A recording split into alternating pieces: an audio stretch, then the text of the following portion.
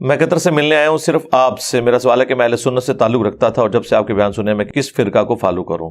بچ جائیں جی فرقوں سے. اللہ کا شکر ادا کریں اس لعنت سے آپ باہر نکلے ہیں. مطلب آپ مجھ سے یہ کہہ رہے ہیں کہ میں ایک فرقے سے نکلوں تو اب میں اور کس گندے تالاب میں چھلانگ ماروں؟ تو یہ تو کام کرنے کی ضرورت ہی نہیں ہے. یہ کون سی دین کی خدمت ہے فرقوں کے اندر گھس جانا؟ قرآن تو پورا اس کے خلاف ہے. وَاعْتَصِمُوا بِحَبْلِ اللَّهِ جَمِيعًا وَلَا تَفَرَّقُوا. تم سب کے سب مل کر اللہ کی رسی کو مضبوطی سے تھام لو اور فرقوں میں مت بٹو. اس آیت کے اوپر کسی نے عمل نہیں کرنا، صرف انجینئر صاحب نے عمل کرنا ہے. اور اللہ کی رسی صحیح مسلم میں نبی علیہ السلام نے بیان فرما دیا کہ وہ قرآن ہے. ہر کوئی اللہ کی رسی ڈیفرنٹ بیان کرتا ہے. ہمارے بریلوی بھائی کہتے ہیں وہ دیکھا جی رسی ہوتی ہے نا جی، رسی کے اندر چھوٹے چھوٹے ریشے ہوتے ہیں، پھر مل کے ایک رسی بنتی ہے. وہ ایک رسی جو ہے وہ بابوں کی محبت کی ہے، ایک رسی جو ہے وہ نبی کی محبت کی ہے، ایک اللہ کی محبت کی. حالانکہ اللہ نبی سے کوئی کسی کا لینا دینا نہیں ہے، بابے ہی ہوتے ہیں سب کچھ ان کے. تو اللہ کے بندو، مطلب یہ بتایا جا رہا تھا کہ اس میں سے ریشے نکال لیں، ریشے ہی تو نکال دیے تم نے. وہ رسی ایک ہے، وہ اللہ کی کتاب ہے. وہ صحیح مسلم میں جو غدیر خم کی حدیث ہے قرآن اور اہل بیت، اس میں نبی علیہ السلام نے فرمایا قرآن اللہ کی کتاب ہے، یہ اللہ کی رسی ہے، جو اسے پکڑے گا ہدایت پر ہوگا، جو چھوڑ دے گا وہ گمراہ ہو جائے گا. تم اللہ کی کتاب کو پکڑو، اپنا تعلق اس کے ساتھ مضبوط کرو. اللہ کی کتاب اللہ کی رسی ہے. یہ اوپر تلے 4 احادیث ہیں صحیح مسلم میں.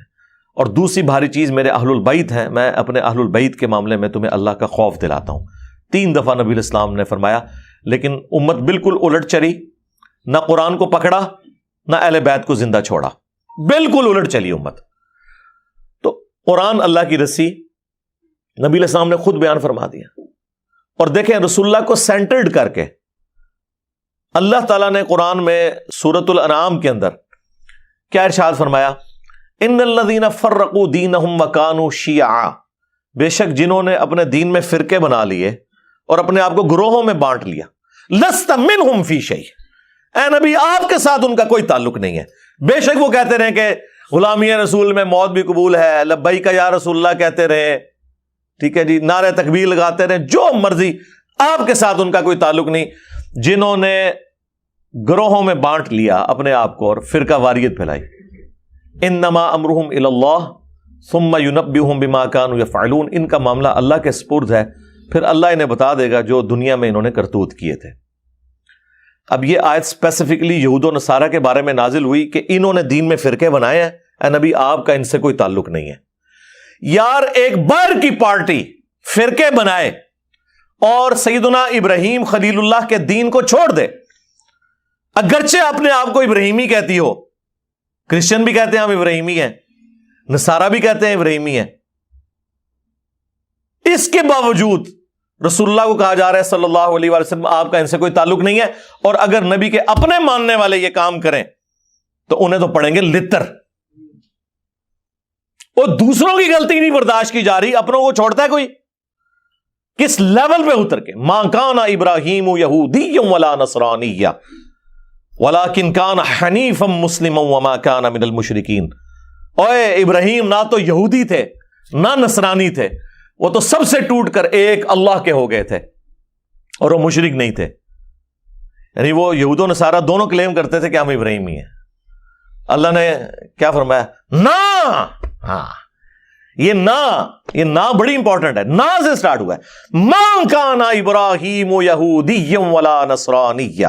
نہیں تھے ابراہیم علیہ السلام نہ یہودی تھے نہ نصرانی تھے.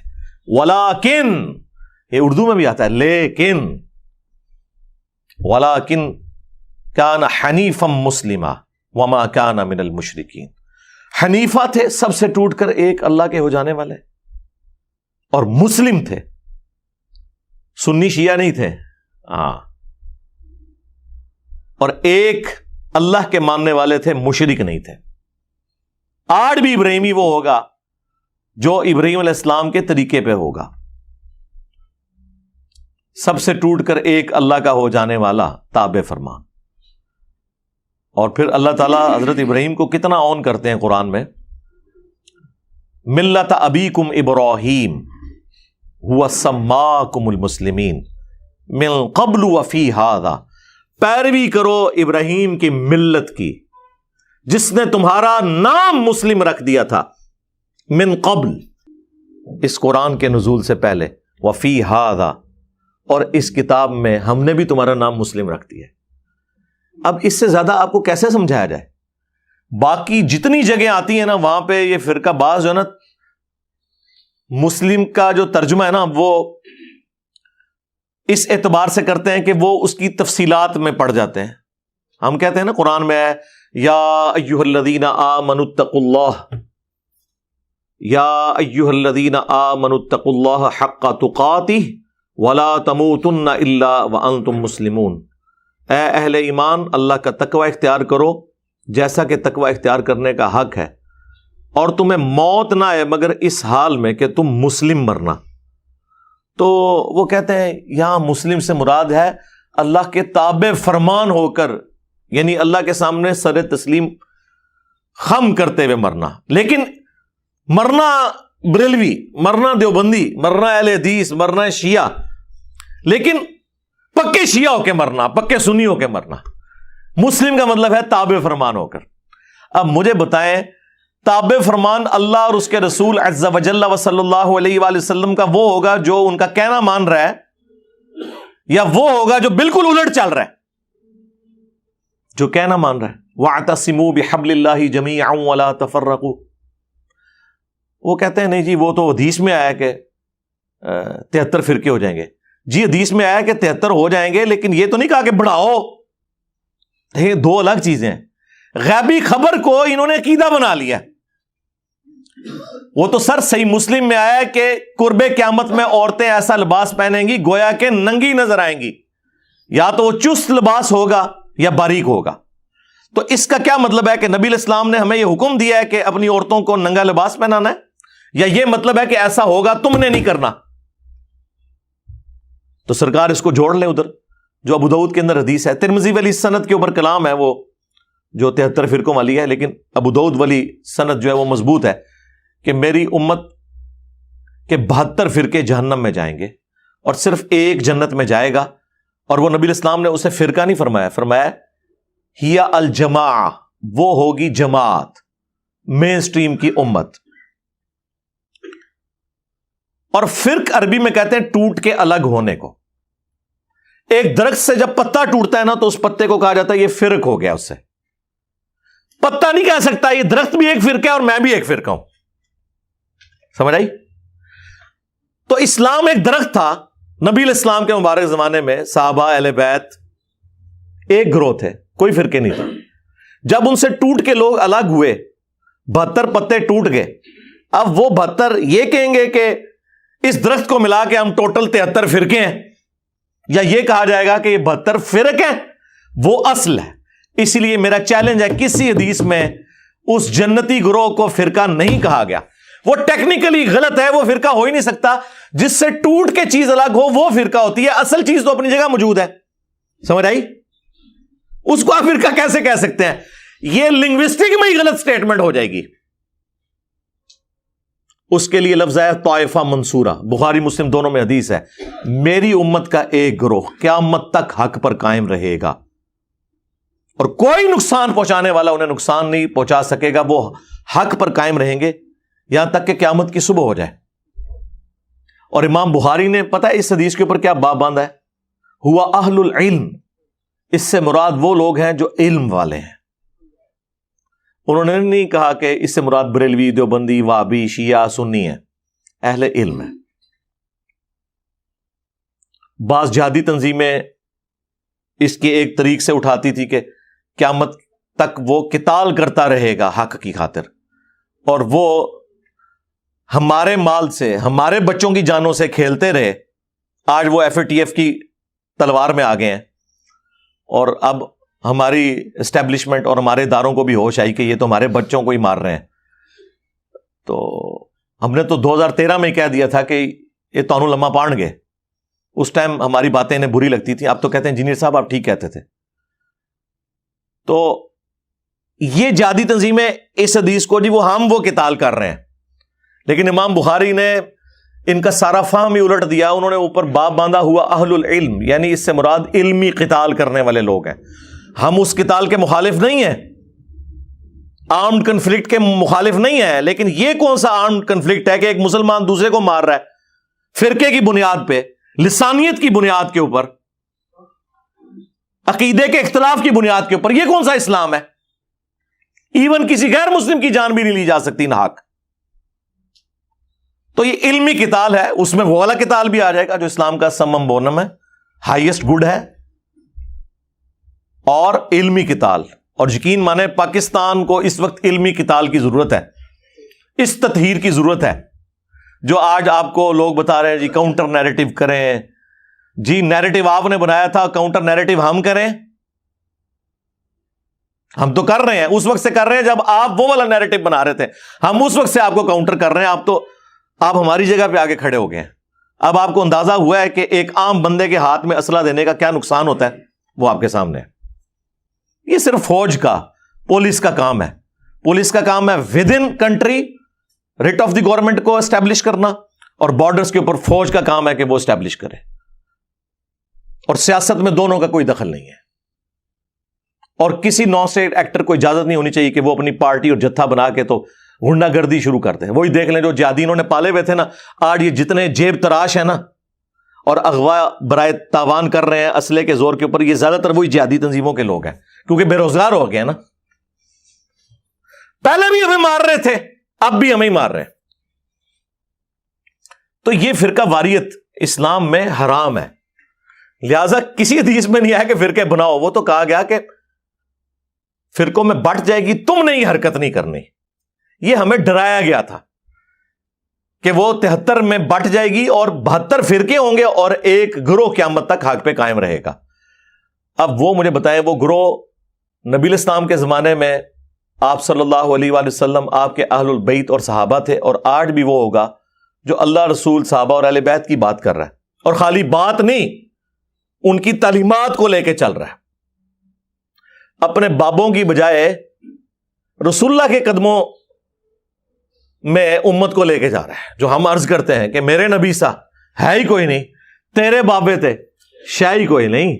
ہاں، کیونکہ تو بابوں کے پیچھے چل رہا ہے.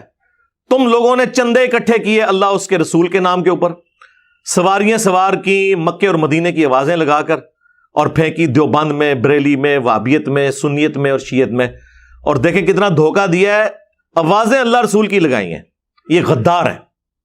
لوگ کہتے ہیں جی ان کے ساتھ ذرا نرمی سے بات کریں. ہم سے زیادہ تو نرم ہی کوئی نہیں ہے. حضرت عمر ہوتے تو ان کی گردنیں نہ نظر آتی. ہم تو صرف علمی اختلاف کرتے ہیں. رہ گیا اگر یہ کافر ہونے کی اناؤنسمنٹ کر دیں تو ہم ان کی بات کرنا بھی چھوڑ دیں گے. ٹھیک ہے، مر جائیں کفر کی موت. لیکن اگر آپ اسلام میں رہتے ہوئے نام لوگے اللہ اور اس کے رسول کا تو آپ ہو غدار. تو غداروں کو تو ہم نہیں چھوڑیں گے. آپ کافر مر جاؤ کچھ بھی نہیں کہیں گے. قرآن میں ہے وَلَا تَسُبُّوا الَّذِينَ يَدْعُونَ مِن دُونِ اللَّهِ فَيَسُبُّوا اللَّهَ عَدْوًا بِغَيْرِ عِلْمٍ. لوگوں کے جھوٹے خداؤں کو گالی مت دو، ورنہ وہ تمہارے سچے خدا کو گالی دیں گے بغیر علم کے. ہم نے تو خیر گالی کبھی بھی نہیں دی، لیکن یہ کافروں کے لیے ہے. مسلمانوں نے جو جھوٹے خدا گھڑ لی ہیں، جھوٹے پیغمبر گھڑ لی ہیں، جھوٹے بابے گھڑ لی ہیں قرآن و سنت کے مقابلے پہ، انہوں نے تو لمبا بہایا جائے گا علمی طور پہ، کیونکہ وہ غدار ہیں. کافر ہو جائیں ٹھیک ہے، آج مجھ سے سرٹیفکیٹ لے لیں، میں کل سے ان کے بارے میں بات کرنا چھوڑ دوں گا. لیکن اگر آپ اسلام کا نام لیں گے اور اسلام کے نام سے دھوکہ دیں گے اس امت کو، تو سرکار غدار کی سزا تو دنیا کے ہر قانون کے اندر یہی ہوتی ہے کہ انہیں ایکسپیل کیا جاتا ہے وہاں سے. ہم چونکہ اس طرح کے معاملات پہ نہیں اترتے، ہم تو صرف علمی اختلاف کرتے ہیں. تو یہ فرقہ واریت ان لوگوں نے پھیلائی ہوئی ہے. نبی علیہ السلام کے بارے میں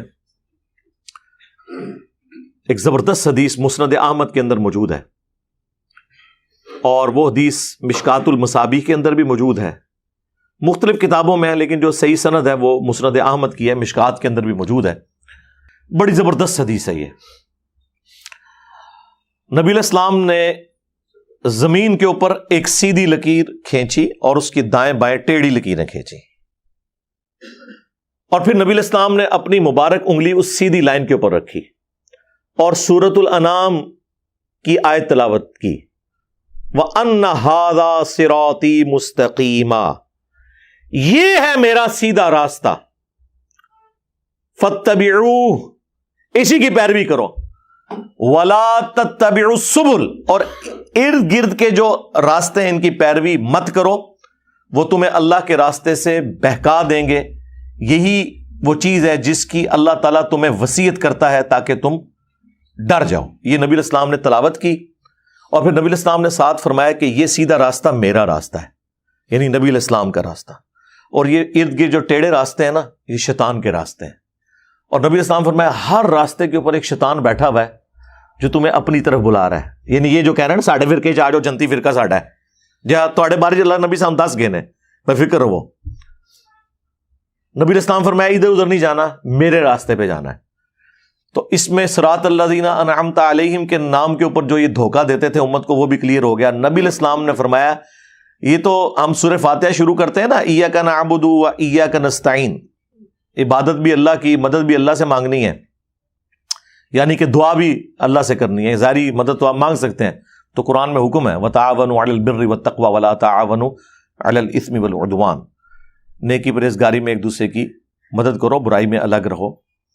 ظاہر دنیا کو اللہ نے اسباب کے ساتھ جوڑا ہے، پیاس بجھانے کا ذریعہ پانی کو بنایا ہے، کھانے کو ہماری بھوک مٹانے کا ذریعہ، لیکن ایک ہے دعا کرنا، وہ اللہ کے ساتھ خاص ہے۔ تو یہ کہتے ہیں جی آگے چلیں، جی آگے ہم چلتے ہیں، تو یہ آگے چلتے ہیں تو ڈائریکٹ ہی آگے چلے جاتے ہیں، بیچ میں پھر چھلانگ مار دیتے ہیں، کہتے ہیں جی صراط الذین انعمت علیہم۔ اس سے پہلے بھی ایک آیت تھی، اہدنا الصراط المستقیم، کاش یہ آپ نے مانگی ہوتی تو آپ کو صراط مستقیم مل جاتا۔ آگے چلے جاتے ہیں، ہم کہتے ہیں جی آگے چلنے سے پہلے ذرا پیچھے دیکھ لیں آپ نے کیا پڑھا ہوا ہے۔ وہ کہتے ہیں نہیں صراط الذین انعمت علیہم، آیت یہ پڑھتے ہیں کہ راستہ ان لوگوں کا جن پر تیرا انعام ہوا، اور نام لیتے ہیں انڈیا پاکستان کے ان بابوں کے جو قرآن کے نازل ہونے کے 500 سال بعد 600 سال بعد آئے۔ یار ان کے تو باپ دادا کیا پردادے لکڑ دادے پیدا بھی نہیں ہوئے تھے، قرآن نازل ہوا تھا، تو یہ بیچ میں کہاں سے آ گئے؟ قرآن تو صراط الذین انعمت علیہم انہی کو جانتا ہے نا کہ جنہیں قرآن کہہ رہا ہے من النبیین والصدیقین والشہداء والصالحین، سورۃ النساء کے اندر۔ اور ڈیفینیٹلی کون؟ انبیاء اکرام، صحابہ اکرام اور اہل بیت۔ بعد میں تو ہر فرقے کا اپنا باب ہے۔ بریلویوں کے جو صراط الذین انعمت علیہم ہیں وہ دیوبندیوں کے نزدیک مشرک ہیں، اور دیوبندیوں کے جو صراط الذین انعمت علیہم ہیں وہ بریلویوں کے نزدیک گستاخ رسول ہیں۔ سامو بڑے بڑے صراط الذین انعمت علیہم، اور ہمارے صراط الذین انعمت علیہم وہ ہیں جنہیں سارے مانتے ہیں، یعنی نبی علیہ السلام، اہل بیت اور صحابہ اکرام علیہم رضوان و علیہم السلام اجمعین۔ ٹھیک ہے، تو پیچھے آپ پڑھ کے دیکھیں اہدنا الصراط المستقیم، اے اللہ ہمیں چلا سیدھے راستے پر، راستوں پر نہیں۔ ہاں کہتے ہیں جی سارے ہی حق پہ ہیں، چاروں فقہ حق کے اوپر ہیں، اور مصلی خانہ کعبے میں 4 ڈالے رکھے انہوں نے 1517 سے لے کے 1917 تک، 400 سال تک خانہ کعبے میں 4 امام تھے، حنفی شافعی مالکی حنبلی، سارے الگ الگ نماز پڑھتے تھے اور کہتے تھے چاروں امام حق پہ ہیں، تو نماز تو کٹھی پڑھو، چلو ایک حنفی پڑھا لے دوسرا شافعی پڑھا لے، نہیں، امام اپنے اپنے، مصلی اپنے اپنے، اور چاروں حق پہ ہیں۔ کیوں دھوکھا دے رہے ہو؟ کہانیاں بند کرو۔ گورا اسی لیے تو آپ کا مذاق اڑاتا ہے، یہ تو سعودی حکومت نے آ کے اٹھائے ہیں یہ مصلی، اس پہ میری تفصیلی ویڈیو ریکارڈ ہے۔ 400 سال تک انہوں نے کعبے کو بھی فرقوں میں ڈیوائیڈ کیا ہوا تھا، تو کہاں سے سارے حق پہ ہیں؟ بلکہ سنن ابن ماجہ میں ایک روایت جو ہے نا یہی والی حدیث، اس میں تو نبی علیہ السلام نے 2 لکیریں دائیں کھینچی اور 2 لکیریں بائیں کھینچی، اور آپ فرمایا یہ چاروں شیطان کے راستے ہیں۔ ہائے ہائے ہائے، ایک کہتے چاروں حق پہ ہیں، حضور نے کہا چاروں شیطانی راستے ہیں، اور بیچ میں میرے والا راستہ ہے۔ منو تو لگتا ہے تو ہم نہیں کہہ کے گئے نا، اور اس میں اماموں کا قصور نہیں ہے، ذہن میں رکھیے گا۔ آج ہم کرسچینٹی کو جب کنڈیم کرتے ہیں نا، ہمیں وسوسہ بھی نہیں آتا کہ نعوذ باللہ ہم عیسیٰ ابن مریم کی توہین کر رہے ہیں۔ ہم ایک لمحے کے لیے بھی ان کی توہین کریں تو یہ توہین اسی طریقے سے ہے جس طرح ہم اپنے پیغمبر کی کر رہے ہیں، نعوذ باللہ من ذالک۔ اسی طریقے سے جب ہم حنفی، شافعی، مالکی، حنبلی فرقوں کو کنڈیم کرتے ہیں، سنی شیعہ فرقوں کو کنڈیم کرتے ہیں، تو اس سے مراد وہ بزرگ نہیں جن کی طرف انہوں نے اپنے آپ کو منسوب کیا ہوا ہے، وہ تو اس چیز سے بری ہیں، ان کا کیا لینا دینا ان کے ساتھ؟ انہوں نے ان کے ناموں کو بیچا ہے، اور جو اللہ رسول کے ناموں کو بیچ سکتے ہیں تو باقی امام تشیعی کوئی نہیں ان کے نزدیک، ان کو تو وہ سیل پہ لگا کے بیچیں گے۔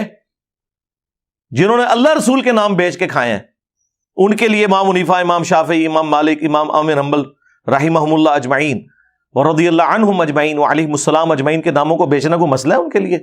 ان کے ساتھ کیا کچھ انہوں نے منسوب کیا ہوا ہے؟ تو نبی علیہ السلام فرمایا یہ میرا راستہ ہے، جو درمیان والا راستہ ہے، یہ ارد گرد شیطان کے راستے ہیں اور شیطان اپنی طرف بلا رہا ہے۔ تو اہدنا الصراط المستقیم کی تشریح میں نے مسند احمد اور مشکات سے بیان کر دی کہ نبی علیہ السلام نے کہا وہ میرا راستہ ہے۔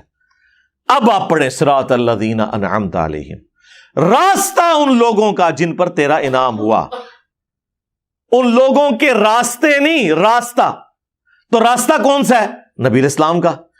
اس کا مطلب ہے یہ کہ جس طرح اللہ نے اپنے نبی علیہ السلام کے ذریعے امت کو ہدایت دی، ایک راستہ بتایا، اور اس کے اوپر صحابہ کرام اور اہل بیت چل کر کامیاب ہوئے، اس طرح ہمیں بھی اسی راستے پہ چلنے کی توفیق دے۔ صراط الذین انعمت علیہم کا مطلب یہ ہے،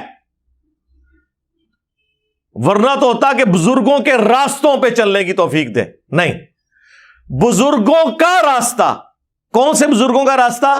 جو اپنے نبی کے وفادار تھے، غداروں کا نہیں کہ چندے کھاتے رہے اللہ اور اس کے رسول کے نام کے اوپر، ان کا نہیں۔ تو نبی کا راستہ تو سرکار وہی بتا رہا ہے آپ کو جو دلیری سے یہ کلمہ حق بلند کر رہا ہے کہ میرے نبی سا ہے ہی کوئی نہیں، تیرے بابے تے شاہی کوئی نہیں۔ یعنی اس سے مراد ہے رسول اللہ کے مقابلے پہ، ہمارے مقابلے پہ نہیں۔